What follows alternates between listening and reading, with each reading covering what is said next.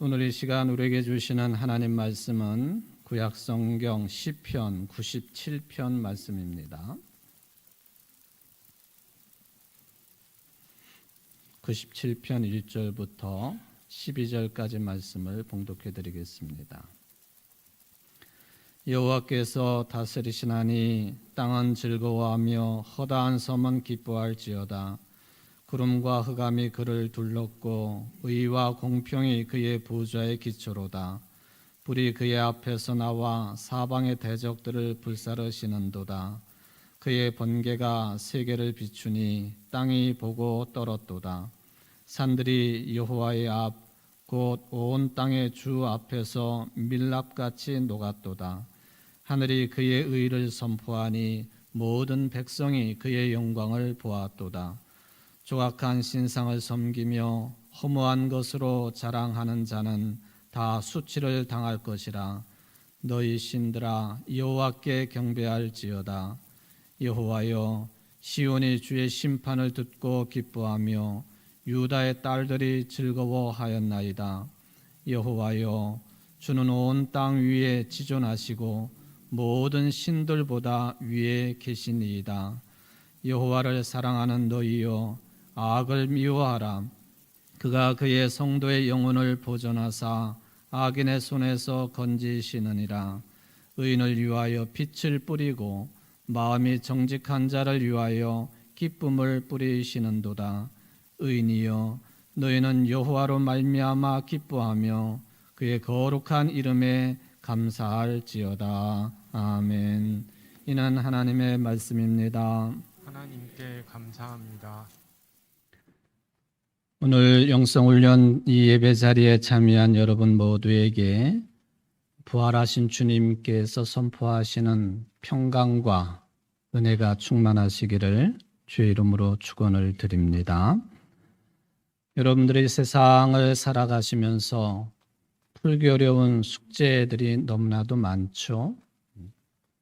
그 중에서도 인류의 역사가 너무나 오래되었음에도 불구하고 풀 수 없는 절대적인 과제 하나가 있습니다.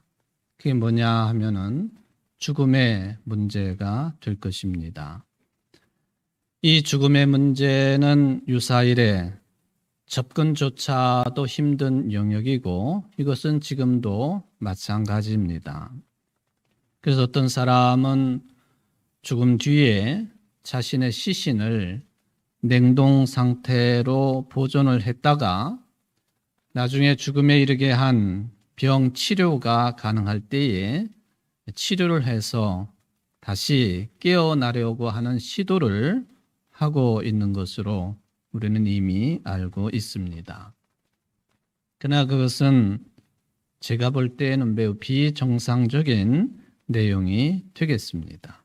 소위 말하면은 냉동 인간 상태로 있다가 풀려나서 다시 살아있는 삶을 영위하겠다고 하는 그런 희망과 소망이 이런 일을 가능케 했다 하는 것이죠.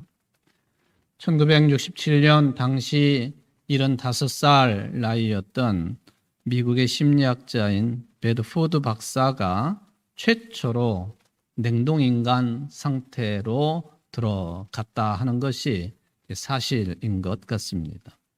이분은 간암 때문에 죽게 되었습니다.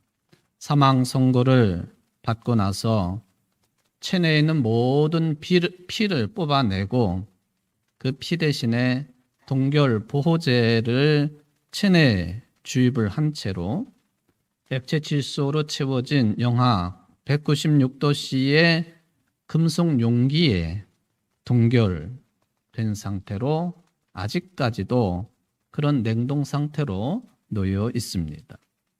1967년 일이니까 지금부터 50년도 넘은 그런 냉동 상태로 놓여 있다 하는 그런 이야기입니다. 언제가 될는지 모르지만은 먼 훗날 그가 걸려서 죽음에 이르게 한 병인 이 간암이 완전히 정복이 될 그런 치료제가 나오든지 또 치료법이 탄생을 하면은 얼었던 몸이 다시 녹여지고 전신에 퍼져 있는 암세포를 제거한 뒤에 긴 냉동 상태로부터 깨어나도록 할 예정, 그런 계획하에 놓여 있다고 하는 것이죠. 현재 미국의 알코어 생명재단 같은 세계적으로 유명한 그런 기관에서 수십 명의 인간을 같은 목적으로 냉동 보관시킨 것으로 그렇게 파악이 되어집니다. 글쎄요, 현재 기술로는 해동 이후에 소생을 장담할 수 없는 단계입니다. 아직은 그렇다는 것이죠. 냉동 상태에 놓여 있다가 깨어난 사람이 아직 한 사람도 없기도 합니다. 대부분의 유럽의 국가들은 이런 시도 자체를 불법으로 규제를 하고 있습니다.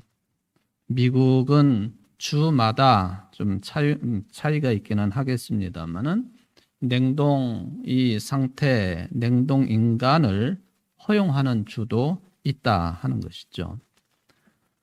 어쨌든 이러한 일이 정상적인 일은 아닌 것 같습니다. 그래서 무서운 생각이 드는 것도 사실입니다. 우리 인류의 역사를 살펴보면은 구석기 시대라고 보여지겠습니다만은 지금부터 약 3만 5천 년 전쯤에 그 현생 인류, 지금 우리 인류의 조상, 거의 완전한 조상이라고 할 수 있는 학명으로 보면은 호모 사피엔스 사피엔스라고 불리우는 우리 현생 인류와 똑같은 그런 조상들 시대 이야기입니다. 그때 구석기 시대가 되겠습니다만은 이 호모 사피엔스 사피엔스인 이 사람들이 다 그랬던 것은 아니지만은 한 부류가 그동안에 생활해왔던 그런 삶을 좀 차이가 둔 행동을 보이기 시작을 했습니다. 횃불을 들고 아주 깊고 어두운 동굴을 찾아 들어갔습니다. 그리고는 일상생활과 단절이 된 상태에서 저들이 어떤 생각을 하기 시작을 했느냐 하면은 그거죠. 사람이 인간이라고 표현하면 인간이 어디에서 왔냐? 또 지금 내가 숨을 쉬고 살아가고 있는데 인간이라고 하는 존재는 무엇인가? 또 앞으로 인간은 어디로 향할 것인가? 이런 생각을 하기 시작했다고 판단이 되어집니다. 이런 생각을 가지고 어떤 작업을 했느냐 하면은 그 깊은 동굴 속에다가 채색화를 만들어 놓기 시작을 했습니다. 말하자면 동굴 벽화를 그리기 시작했다, 그런 말이죠. 그때의 유명한 동굴 벽화로 지금도 남아있는 아주 유명한 동굴 벽화들이 있죠. 프랑스 땅에 남아있는 라스코 동굴 벽화라든지 또 스페인에 남아있는 알타미라 동굴 벽화, 여러분들이 이미 익히 잘 알고 있는 그런 지명이고 명칭이 되겠습니다. 여러 가지 색을 사용해 가지고 동물들을 그려놓고 또 사냥하는 모습도 그려놓고 기타 등등. 비록 동물의 모습을 주로 그려놓기는 했지만은 그렇게 그림을 통해서 자기 자신, 인간 스스로를 이제 집중적으로 돌아보기 시작을 했다 하는 그런 흔적으로 파악을 해볼 수가 있겠습니다. 나는 어디에서 왔고 왜 살고 있는지, 또 어디를 향해 가고 있는지, 이런 질문을 할 수 있는 존재는 인간밖에 없는 거죠. 왜 그것이 가능했느냐? 성경은 말씀하시기를 사람을 하나님께서는 당신의 형상대로, 하나님의 형상대로 빚으셨다, 만드셨다 했으니 바로 이런 질문을 할 수 있는 것 자체가 하나님의 형상의 흔적입니다. 생각할 수 있고 또 깊이 사고할 수 있고 판단할 수 있는 능력이 하나님의 형상에 따라 하나님께서 선물로 우리에게 주신 은혜라고 하는 것을 생각해 볼 수가 있겠습니다. 그런 생각을 하면서 저들이 인간이란 뭐냐 하는 것을 집중적으로 생각할 때에 우리는 절대로 혼자서는 생존할 수 없는 존재라고 하는 것을 깨닫습니다. 무리지어 생활을 해야 되고 집단 생활, 공동체 생활을 그는 본래부터가 그렇게 할 수밖에 없는 존재라고 하는 것을 깊이 깨닫습니다. 그러면서 나를 넘어서서 옆에 있는 사람을 보게 되고 이웃을 보게 되고 울타리 너머를 보게 되고 경계 너머를 보게 되고 어쩌면 나와 다르게 생긴 그런 인류도 있었을 터인데 그런 사람들을 보게 되고 여기서 본다라고 하는 것은 알게 된다 그런 이야기입니다. 다른 사람이 슬퍼할 때 같이 슬퍼할 줄 알고 다른 사람이 아파할 때 그 고통을 나눌 줄 알고 다른 사람이 기뻐할 때 즐거워할 때 그것도 함께 공유할 줄 아는 단어 하나로 표현하면은 이타심을 가지기 시작을 했다는 것입니다. 다른 사람을 바라보면서 기뻐하고 슬퍼하고 아파하고 고통스러워하고 그 중에 가장 극적인 내용이 뭐냐 하면은 바로 나와 함께 있었던 곁에 있었던 사람이 죽는 문제였습니다. 그동안에 나와 함께 식사하고 사랑을 나누고 채집 활동을 하고 사냥을 하고 뭐 했던 이 살아있던 존재가 갑작스럽게 죽어버리는 문제였습니다. 그 죽음에 대해서 슬퍼하기 시작을 했습니다. 안타까워했습니다. 움직이지 못하고 숨쉬지 못하고 말하지 못하는 그리고는 그냥 두었더니 그 살이 썩어 문드러지고 뼈가 드러나고 흙처럼 변해버리는 그런 과정을 지켜보면서 아파하기 시작합니다. 연민의 정을 가지기 시작하고 동정심을 가지기 시작을 했습니다. 그래서 태어난 것이 뭐냐 하면은 우리 인간들만이 가지고 있는 아주 정교한 순서의 장례 절차가 탄생을 합니다. 사람만이 하는 일이에요. 여러분, 개가 죽었을 때 다른 개가 장례식을 치르나요? 절대 그런 일이 없습니다. 우리 교회도 장례식이 많은 교회입니다만은 장례식을 집례할 때마다 어느 때에는 임종의 예배, 그 다음에 입관의 예배, 그 다음에 발인 예배, 화장 예식 이런 절차가 왜 필요할까? 그런 질문이 들 때가 있지 않습니까? 예배 때마다 교인들은 참여해야 되고 또 부조도 해야 되고 뭐 등등. 왜 인간은 이 일을 할까? 죽은 사람을 놓고 이런 장례 절차를 왜 정교하게 이렇게 갖추어 놓았을까? 그런 생각을 하게 된단 말이죠. 그리고 이타심 때문에 가능한 일이다 하는 것이죠.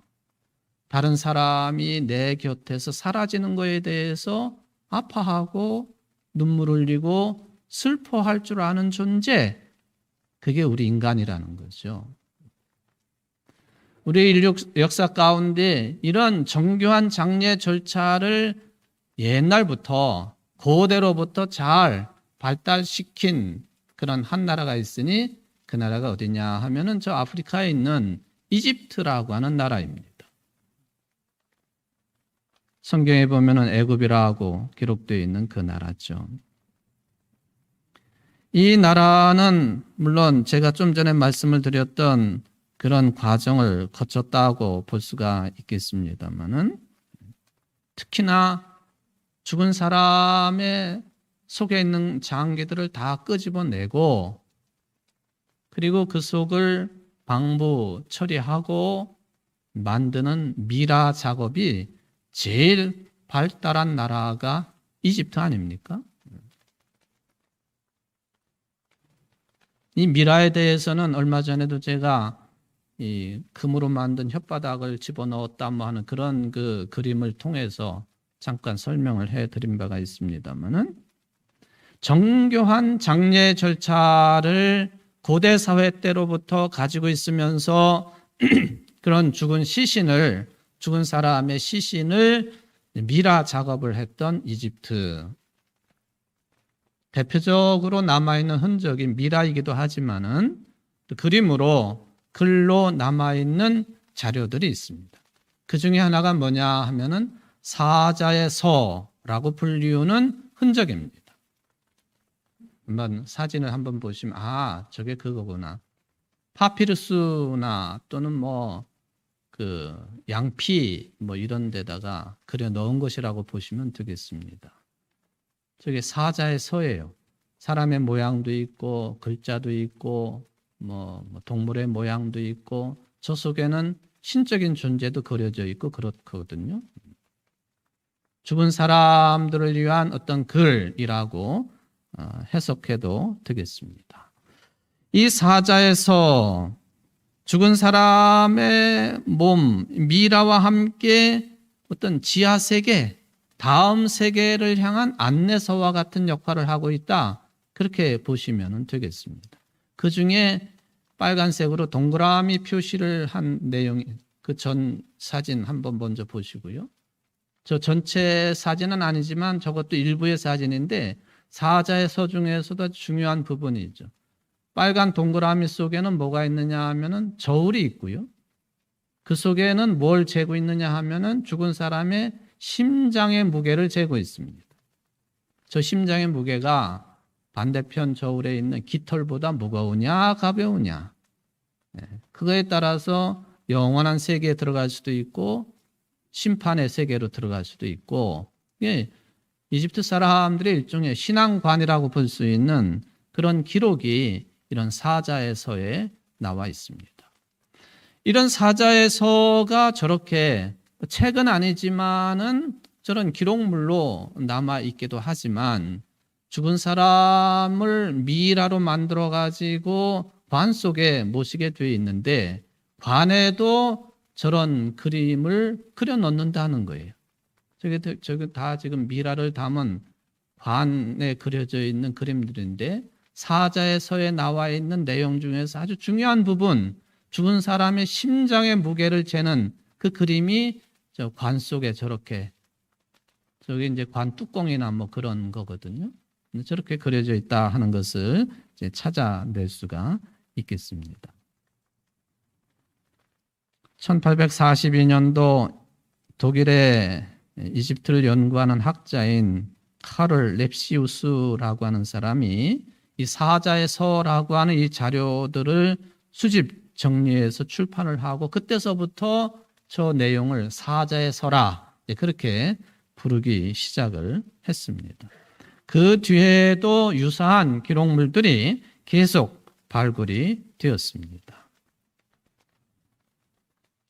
지난번에 우리 교역자들이 수련회를 하면서 메소포타미아전, 미라전을 가서 관람을 했다고 이미 말씀을 드렸죠. 바로 이 미라를 넣는 관에도 아까 보신 것처럼 저울 그림이 있고 반대편에 새털 그림이 있고, 그리고 또 하나 아주 중요한 표식이 하나 이제 등장을 하는데 거의 뭐 똑같은 모양이라고 보시면 되겠습니다. 화려한 색깔로 장식이 된 표식인데, 그러면 사진으로 보시면은 공통점을 찾을 수가 있습니다. 동그라미 표시해 놓은 게 다 같은 표식이라고 보시면 되는데, 이집트 사람들의 신앙관, 내세관 중에 뭐 미라관이라든지 또는 죽음과 관련되어 있는 그런 어떤 흔적 가운데 저런 표식이 남아 있으면 다 저거는 부활을 상징하는 것입니다. 그럼 부활이라고 하는 개념이 우리 기독교에만 있는 것은 결코 아니에요. 이집트 사람들도 죽음 뒤의 세상을 생각했다는 거예요. 우리식의 부활 개념은 아니지만은 저들 생각 속에는 죽음 너머의 세상을 반드시 생각하고 있었다. 저 표식이 드러나 있으면은 이 부활을 의미하는 표식이구나 하고 앞으로도 여러분들이 받아들이시면 되겠습니다. 제가 왜 이런 말씀을 드리는가 하면은 지금부터 3만 5천 년 전쯤 구석기 시대 사람들, 신석기 시대 사람들, 청동 시대, 철기 시대 등등 지금까지 계속해서 인류는 사람이라고 하는 존재가 뭔지에 대해서 질문을 했고, 그리고 특히나 몸이 죽은 뒤에는 뭐가 기다리고 있느냐 하는 거에 대한 인식을 똑같은 수준은 아니지만은 하고 있었다는 얘기. 그게 이집트 문명에서는 조금 더 뚜렷하게 등장을 했다는 것이죠. 우리 인간들은 끈질기게 역사적인 삶을 살아가면서 죽음 이후의 문제를 생각한 거예요. 그럼 뭔가 소망을 하기 시작을 했습니다. 그러다가 결국에는 그 죽음 이후의 문제, 삶에 대해서 완벽하게 그 문제를 해결하신 분을 만나게 되었으니 그분이 누구냐? 여러분들이 그리스도로 믿고 계시는 예수님이시다 하는 겁니다. 예수님은 우리 모든 인간들의 죄를 대신해서 고난받으시고 십자가에 달려 죽으셨다가 3일 만에 부활하셔서 오늘 주제처럼 부활의 첫 열매가 되신 분이십니다. 그리고 그 예수님을 그리스도로 믿는 저와 여러분 모두에게 영원한 소망을 갖도록 해 주신 분이시다. 가장 기본적인 내용이지만은 이 부활 신앙이 얼마나 소중한 신앙의 근거가 되는가 하는 것을 다시 한번 확인하는 여러분들이 되셨으면 좋겠습니다. 이 절대적인 사건, 죽으셨다가 3일 만에 다시 살아나신 이 절대적인 사건, 그래서 우리들은 어떤 상황 속에서도 어떤 때라도 항상 기뻐하며 살아가야 되고 또 살 수 있는 존재들이 되었다. 데살로니가 전서 5장 16절 이하에 보면은 항상 기뻐하십시오. 끊임없이 기도하십시오. 모든 일에 감사하십시오. 이것이 그리스도 예수 안에서 여러분에게 바라시는 하나님의 뜻입니다.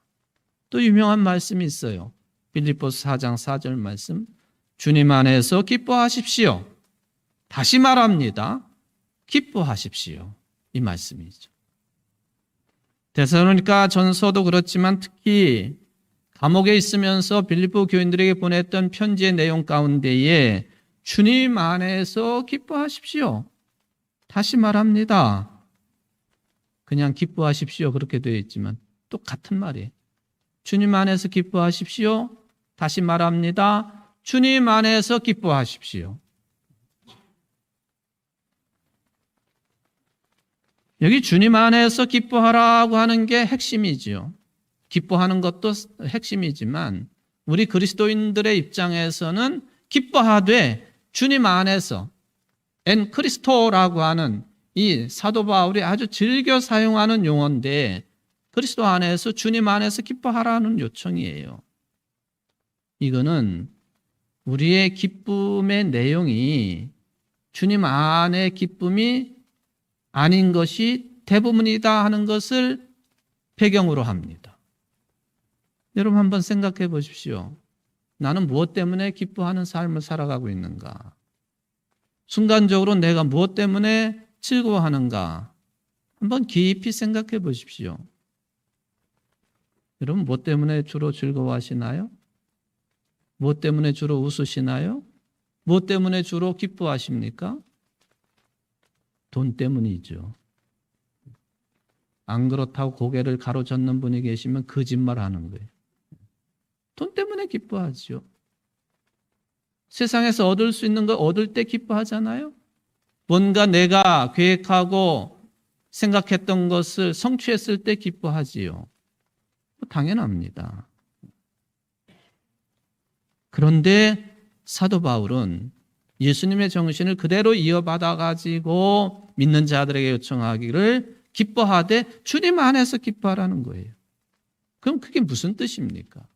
주님 안이라고 하는 이 말씀은 부활하신 주님 때문에 기뻐하라는 거예요. 그죠?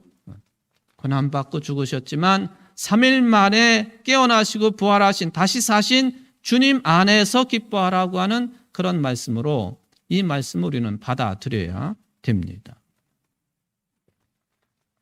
근데 그리스도인으로 살면서도요, 이게 기쁨이 없는 사람들이 너무나 많아요. 그냥 어쩔 수 없어가지고 끌려 나오는 것처럼 교회 생활도 마찬가지고 신앙의 삶도 그렇게 살아가는 사람들이 너무 많다는 거예요. 왜? 늘 변화무쌍하고 그리고 손바닥 뒤집는 것처럼 그렇게 쉽게 사라져버릴 그런 내용들을 기쁨의 근거로 삼기 때문에 그렇다는 거예요. 변질되지 아니하는 주님의 부활을 근거한 기쁨, 그게 우리에게 주어졌는데 그걸 누리지 못하니까 부활 주님을 만나도 기쁨이 별로 없는 거죠. 어느 글을 읽다가 보니까 예수님의 부활을 입증하는 6가지 사실들이라고 하는 그런 주제의 글이 있어서 쭉 읽어보았습니다. 굉장히 참고할 만한 그런 내용들이라고 보여졌습니다. 예수님의 부활, 역사적인 사건으로서 예수님이 죽으셨다가 3일 만에 부활하셨다. 이걸 어떻게 입증할 것이냐? 무슨 과학적인 어떤 증거를 들이대면서 입증하려고 노력할 수도 있겠지만은 철저하게 성경에 기록되어 있는 내용 자체만으로도 예수님의 3일 만의 부활을 얼마든지 입증할 수 있다라는 그런 주장이 되겠습니다. 6가지인데요. 그 중에 첫 번째 뭐냐 하면은 예수님께서 본디오 빌라도에게 고난받으시고 십자가에 못 박혀 죽으셨다고 하는 사실입니다. 본디오 빌라도 사도신경에도 기록되어 있어서 예수님 죽음의 장본인이죠. 로마의 황제를 대신해 가지고 팔레스틴 땅을 통치하고 있었던 총독 본디오 빌라도에 의해서 예수님이 십자가에 달려 죽으셨다. 예수님의 부활을 입증할 수 있는 중요한 근거 사실입니다. 두 번째, 예수님이 죽으신 다음에 십자가에서 내려지셔서 그 시신이 수습이 되어지고 어디에 모셔졌느냐 하는 것이죠. 성경에 보면은 아리마대 사람 요셉의 가족 묘지 한 번도 누구도 사용하지 아니한 새 무덤에 예수님의 시신이 안치되었다고 기록되어 있습니다. 이게 두 번째 사실이라는 거죠. 아리마대 사람 요셉, 공회의원이었던, 자칫 잘못하면 예수님과 한 당파라고 하는 그런 오해 때문에 곤란을 겪을 수도 있었던 이 아리마대 사람 요셉에 의해서 예수님의 시신은 안치되셨다. 이게 두 번째 사실이라는 거죠. 세 번째, 그렇게 예수님의 시신이 모셔졌는데 보니까 시신이 사라지고 무덤은 빈 무덤이었다 하는 것입니다. 이게 세 번째 사실이라는 것이죠. 네 번째, 이렇게 죽으신 그 예수님을 그리스도로 모시고 이 생전에 예수님으로부터 선택을 받은 12명의 제자들이 있었는데 이 사람들이 성령 충만함을 받고 예수님의 부활을 신앙 고백하며 더 나아가서 그 부활에 증인된 삶을 살다가 모두 다 순교를 당했다는 사실입니다. 물론 12명의 제자 가운데 요한이라고 하는 제자, 예수님의 사랑을 가장 많이 받은 요한은 천수를 누리고 죽었다고 되어 있죠. 그래도 그가 천수를 누리고 죽었지만 순교당하는 만큼 생전의 고통 속에 살았던 인물입니다. 그러니까 12명 다 복음을 전하다가 부활을 증언하다가 순교를 당합니다. 순교자의 유해가 발굴되는 곳곳마다 교회당이 세워져 가지고 기념을 합니다. 순교의 개념이 그래서 예수님의 부활의 중요한 입증 자료가 된다 하는 그런 말씀입니다. 바티칸에 세워져 있는 세계 최대의 성당, 베드로 대성당, 베드로의 유해 위에 세워진 거예요. 산티아고 가는 길이라고 순례길을 많이 떠납니다만 스페인의 이 산티아고라고 하는 말 자체가 세인트 제이콥, 성 야고보 사도의 유해가 발굴된 곳에 세워진 성당을 방문하는 게 산티아고 가는 길입니다. 그 외에도 모든 제자들이 부활을 증언하다가 순교를 했다는 거죠. 다섯 번째, 예수님에게 적대적이던 사람들조차도 복음을 받아들이고 부활을 증언하다가 순교했다는 거예요. 대표적인 인물이 사도 바울입니다. 긴 설명 드리지 않아도 아시겠죠? 마지막 여섯 번째, 1세기경부터 기독교가 폭발적인 부흥을 이루었다는 것입니다. 예수님의 부활이 거짓이거나 꾸며낸 일이거나 하면 그런 일이 생길 수가 없다는 거예요. 지금까지도 2000년의 역사를 통해서 교회는 존재합니다. 비록 위아래로 떨어지고 올라가고 하는 굴곡이 있기는 하지만은 주님의 몸된 교회는 쓰러지지 아니하고 복음의 전당으로 하나님의 나라의 전진 기지로서 이 땅 위에 존재하고 있다고 하는 것이 예수님의 부활을 입증하는 중요한 사실이라는 것입니다.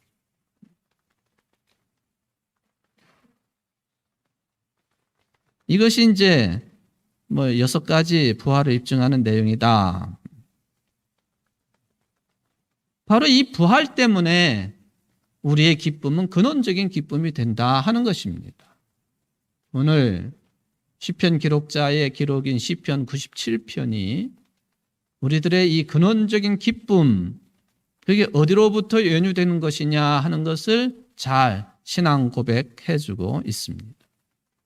시편 97편의 주요한 낱말은 그래서 기쁨입니다. 기쁨. 처음부터 끝까지 기쁨이에요. 중간도 기쁨입니다. 우리가 어떻게 이렇게 살 수 있느냐? 하나님께서 베푸시는 기쁨의 선물을 받아들일 때에 우리는 기쁨의 능력을 가지고 살아갈 수 있는 존재가 된다 하는 것이죠. 그러므로 성경에서 말씀하고 있는 기쁨은 좀 전에도 제가 언급을 해드렸습니다마는 세상이 주는 기쁨하고는 차원이 다른 거예요. 성경이 말씀하고 있는 기쁨의 그 원형은 하나님과의 관계성 속에서 특별하게 선물로 주어지는 기쁨입니다. 그 기쁨의 근거가 부활이에요. 그러므로 부활의 기쁨도 하나님이 주시는 거예요. 선물로 우리에게 주어지는 것이다. 이것을 오늘 이제 시편 97편은 우리에게 말씀을 합니다. 물론 우리들의 인생의 삶 자체가 매우 혼란스럽습니다. 천둥 번개가 치는 것처럼 시끄럽기도 하고 무섭기도 하고 떨리기도 하고 뭔가 해결되는 게 하나도 없는 것 같기도 하고 두려움 그 자체입니다. 오늘 시편 97편이 그런 부분들에 대해서 언급을 하지 않습니까? 불이 그의 앞에서 나와 사방의 대적들을 불사르시는도다. 그의 번개가 세계를 비추니 땅이 보고 떨었도다. 이게 우리의 삶의 현실인 것은 분명합니다. 여러분들이 기억하시겠습니다마는 오늘이 9년 전에 2014년 4월 16일 수요일 날 오전에 세월호 사건이 일어났던 그날 4월 16일이에요. 세상의 삶이 그래요. 불안합니다. 무서워요. 언제 어떤 일이 벌어질지 모르는 거예요. 마치 마르틴 루터가 1505년 7월 5일 아주 찌는 듯한 여름철인데 그가 에르푸르트 대학의 석사학위를 받고 슈토 테른하임 마을 근처 시골길을 가고 있었는데 갑자기 하늘이 어두워지고 소나기가 쏟아지면서 천둥 번개가 땅을 흔들고 있었습니다. 친구가 전해지는 얘기로는 그 번개에 맞아 사망한 것으로 되어 있습니다. 자연스럽게 루터는 땅바닥에 엎드려 기도할 수밖에 없었습니다. 성 안 나요. 나를 구하소서. 내가 수도승이 되겠습니다. 그 말을 그냥 자연스럽게 내뱉었어요. 아버지의 뜻대로 법학자가 되게 공부하고 있던 말틴 루터가 그 뒤로 어거스틴 수도회로 들어가 버립니다. 신부가 되어서 종교개혁의 주인공이 됩니다. 슈토테른하임, 이번에 이제 성지순례 가면은 방문을 하게 되는데 거기는 덩그럽게 그냥 비석 하나만 세워져 있어요.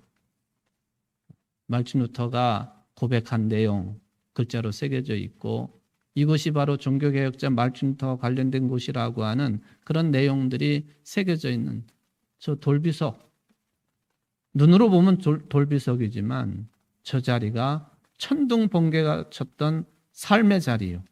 우리 인생의 현실과도 같은 곳이었다 하는 그런 생각을 해볼 수가 있겠습니다.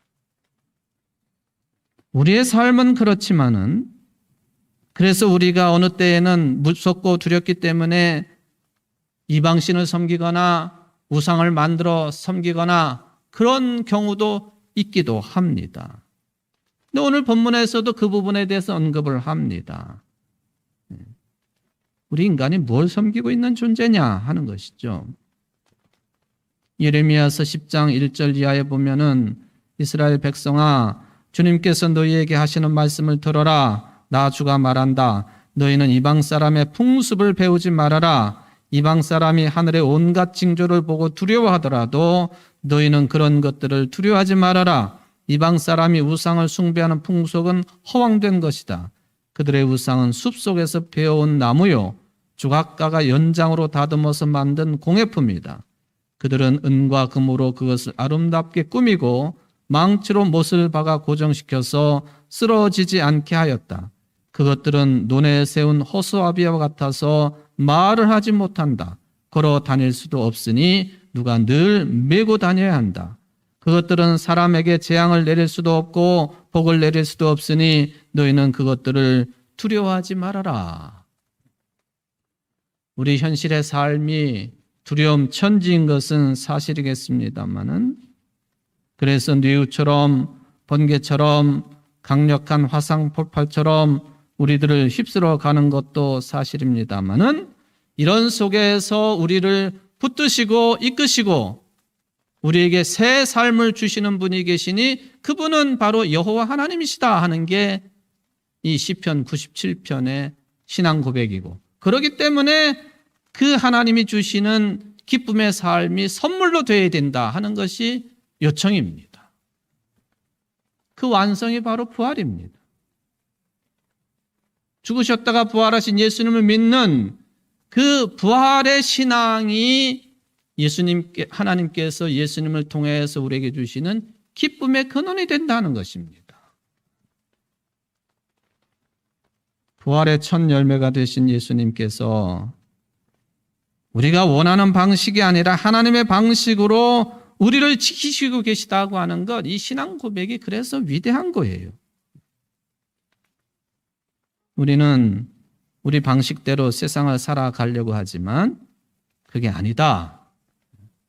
하나님께서 부활의 기쁨을 선물로 주셨으니 그 기쁨으로 능력을 삼고 그 기쁨을 바탕으로 이 험악한 세상을 능히 이기고도 세움받을 수 있는 그런 삶을 살아가야 된다고 하는 요청이 오늘 시편의 말씀과 또 부활신앙의 요청이라고 볼 수가 있겠습니다. 여러분들이 이처럼 부활을 축하하고 기뻐할 수 있는 이유가 무엇입니까? 이제는 마음 놓고 땅의 것이 아니라 위에 있는 것들을 추구할 수 있는 근거가 확실하기 때문에 기뻐할 수 있는 겁니다.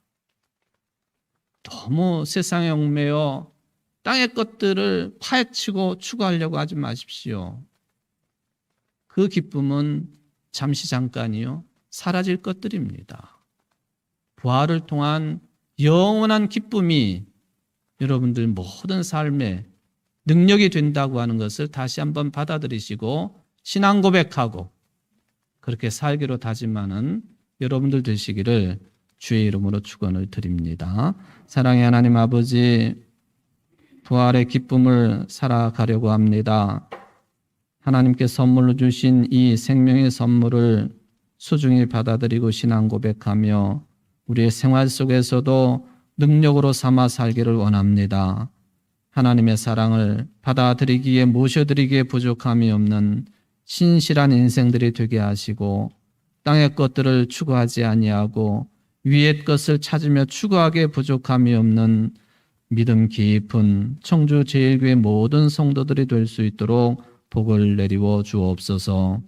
예수님의 이름으로 간절히 기도하옵나이다. 아멘.